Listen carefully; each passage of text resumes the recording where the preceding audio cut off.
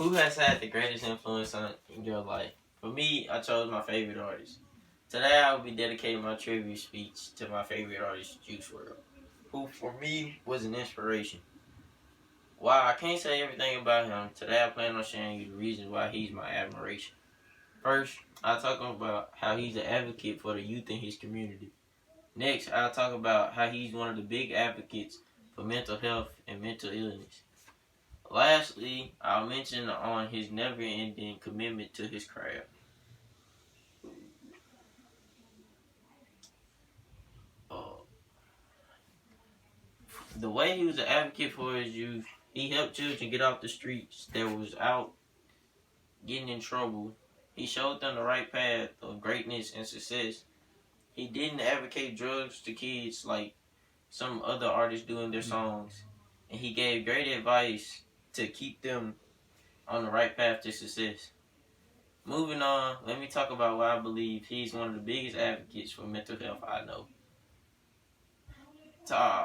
He talked about it in all of his songs, and he showed his own emotions in his songs, telling how it felt, how it affected him. He gave advice to those who are struggling, telling them the ways they can deal with it and how they can cope. He cared for his community and members. He cared for his community members, also helping them in their times of struggle. He also went out his way to help anyone he knew who was struggling with their mental health. Now that I have talked about his advocating for mental health, I want to share you a few things about his commitment to his art film.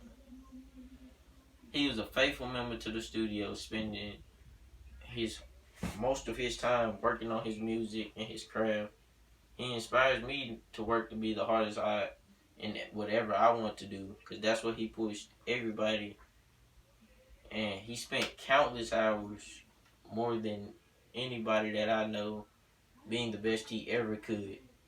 Sometimes he put his own art form in front of his own life, which not too many people do. And to wrap things up, he was today I wanted to tell you about Juice.